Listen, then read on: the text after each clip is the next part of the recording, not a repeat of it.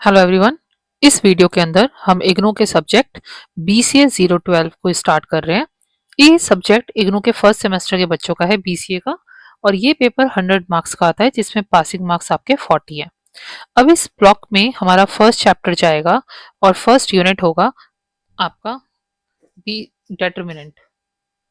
ठीक है, तो यूनिट 1 में हम लोग यहाँ पे डेटरमिनेंट के बारे में पढ़ेंगे। अब डेटरमिनेंट क्या होते हैं? दो तरीके के होते हैं। एक हमारे पास सेकेंड ऑर्डर और एक होता है थर्ड ऑर्डर। सेकेंड ऑर्डर का मतलब होता है कि आपके पास दो रो एंड दो कॉलम होने चाहिए। कैसे? सबसे पहले तो आप ये लाइन ड्रॉ कर लीजिए। कभी भी आप लोग अगर डेटरमिनेंट या मैट्रिसेस से रिलेटेड कोई भी क्वेश्चन करते हो तो ज्यादातर बच्चे डेटरमिनेंट के क्वेश्चन में ऐसे बॉक्स बना देते हैं। ये हो जाता है गलत। ये मैट्रिसेस को रिप्रेजेंट करता है। तो आप लोग जब भी डेटरमिनेंट का कोई भी क्वेश्चन अपने एग्जाम में सॉल्व करेंगे तो ऐसे पहले दो लाइन ड्रॉ करेंगे और इसके अंदर आपका दो रो एंड दो कॉलम रिप्रेजेंट होना चाहिए। फॉर एग्जाम्पल मैंने यहाँ पे 2 लिखा, 4 लिखा, 1 लिखा एंड 6 लिखा। तो देखो थोड़ा सा ना लैग कर रहा है स्क्रीन। पर मैं तो कुछ नहीं कर रही हूँ। नहीं, ये वाईफाई की वजह से हो रहा है। तो अब क्या करूँ? तो थोड़ा ध्यान रखो कि जब तुम लाइन खींच रही हो तो हाँ, थोड़ी देर बाद में वर्ड्स आवाज़ लिखूँ। आनी चाहिए, ठीक हाँ, है, उस हिसाब से। तो अभी बीच में एडिट करना पड़ेगा तुम्हें हम्म। जो हम बोल रहे हैं। वो कोई बात नहीं, करो। तो अब इस क्वेश्चन के अंदर क्योंकि ये दो रो दो कॉलम यानी कि सेकंड ऑर्डर को रिप्रेजेंट कर रहा है, तो इस क्वेश्चन के अंदर this is row 1, this is row 2, this is column 1, this is column 2। तो दिखा आपको कि दो रो और दो कॉलम है, तो ये होता है सेकंड ऑर्डर।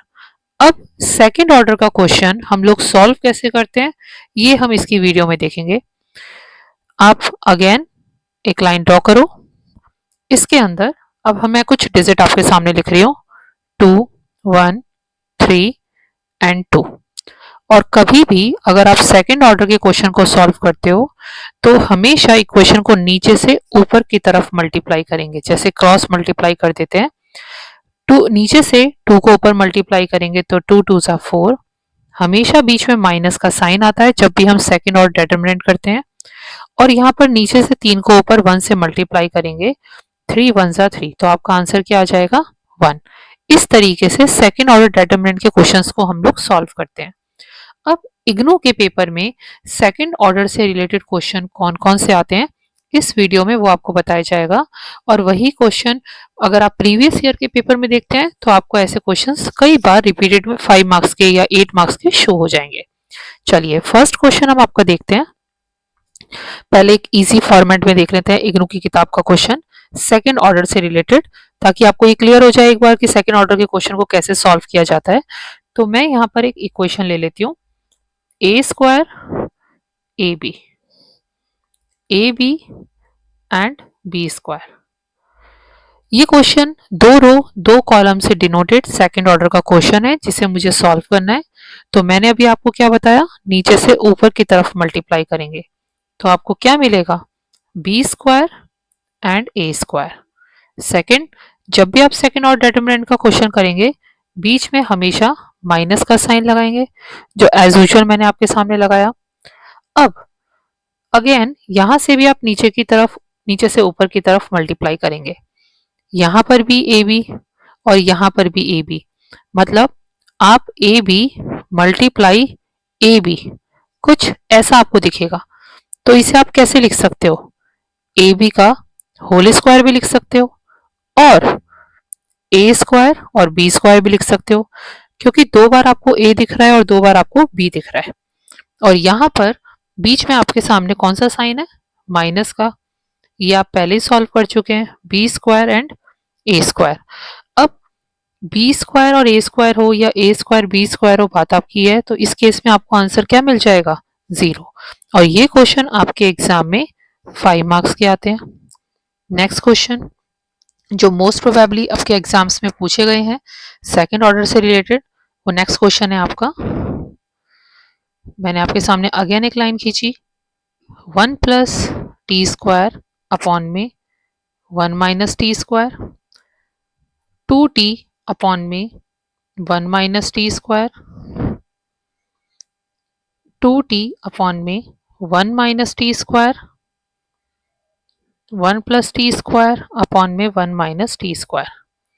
मैं कंटिन्यू आप लोगों को बताती जा रही हूँ कि जब भी हम लोग सेकंड ऑर्डर का क्वेश्चन करते हैं तो नीचे से ऊपर की तरफ मल्टीप्लाई करते हैं, और आपके सामने ये है रो 1, ये है रो 2, ये है कॉलम 1 और ये है कॉलम 2। अगर मुझे इस क्वेश्चन को सॉल्व करना है तो इसको नीचे से ऊपर की तरफ सॉल्व करना है, और सॉल्व करते टाइम आप लोग ये देख सकते हो कि यहाँ पर भी 1 प्लस टी स्क्वायर और यहाँ पर भी 1 प्लस टी स्क्वायर। तो इसे कैसे लिख सकते हैं? 1 प्लस टी स्क्वायर का होल स्क्वायर अपॉन में यहाँ भी 1 माइनस टी स्क्वायर, यहाँ भी 1 माइनस टी स्क्वायर।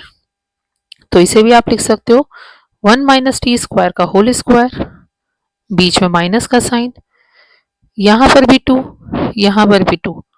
तो सबसे पहले आपने 2 टू ज़ा 4 लिखा, यहाँ पर भी आपको t दिख रहा है, यहाँ भी आपको t दिख रहा है, तो ये हो गया टी स्क्वायर अपॉन में 1 minus T square, 1 minus T square, तो 1 माइनस टी स्क्वायर का होल स्क्वायर। और यहाँ पर आपने ये लाइन खींच दी क्योंकि आप डिटरमिनेंट का क्वेश्चन कर रहे हो। अब एक नई चीज़ देखते हैं। कई बार डायरेक्टली क्वेश्चन को सॉल्व कर दिया जाता है जिसमें आप लोगों को समझ नहीं आता कि क्वेश्चन को हमने कैसे एक्सपेंड किया है।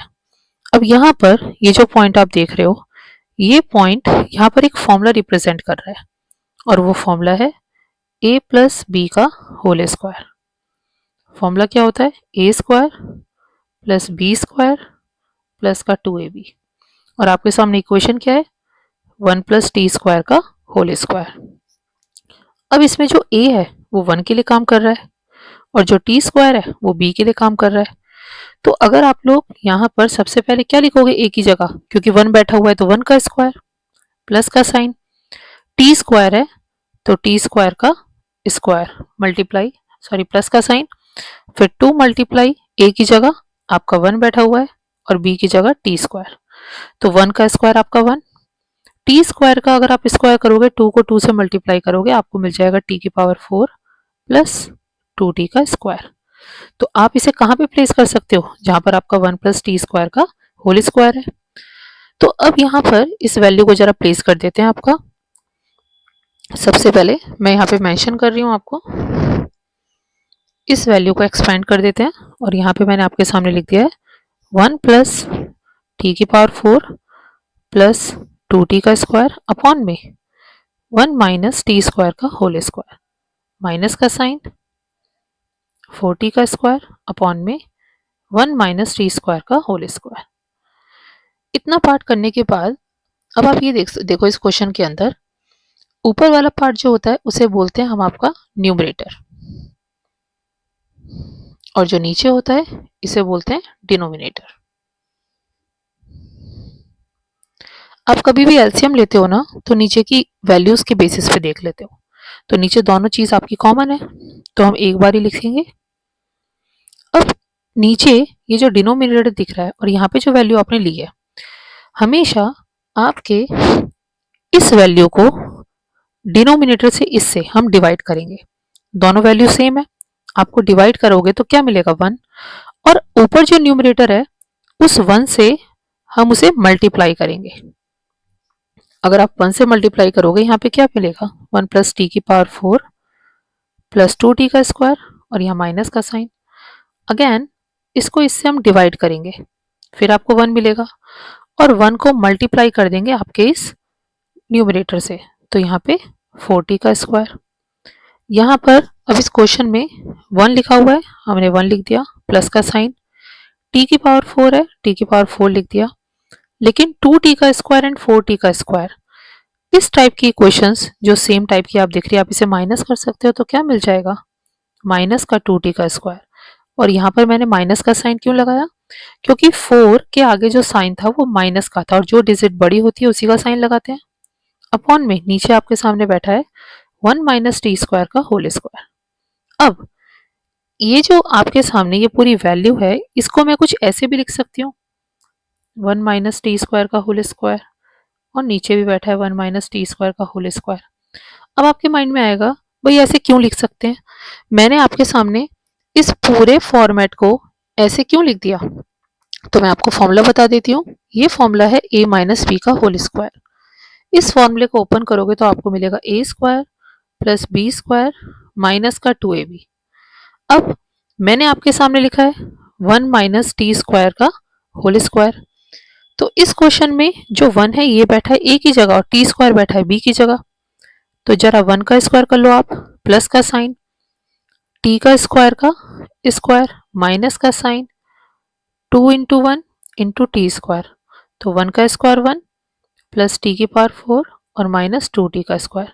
तो इस वैल्यू को और आप अपनी इस वैल्यू को कंपेयर कर लो, दोनों सेम है, इसलिए मैंने दोनों को ऐसे लिखा। अब इस केस में दोनों को कैंसिल आउट कर सकते हैं और फाइनल आंसर क्या मिल गया आपको, 1।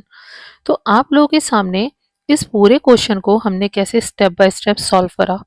और ये क्वेश्चन आपके एग्जाम में कितने नंबर का आता है, कई बार 5 मार्क्स और कई बार आपका 8 मार्क्स। लेकिन अगर आप पेपर में इस क्वेश्चन को प्रॉपरली a प्लस बी का whole square, a minus B का होल स्क्वायर ऐसे एक्सपेंड करके लिखोगे तो आपको मार्क्स ज़्यादा बेटर मिल सकते हैं। तो आज की वीडियो में हमने ये देखा कि सेकेंड ऑर्डर के क्वेश्चन आप कैसे सॉल्व करते हैं।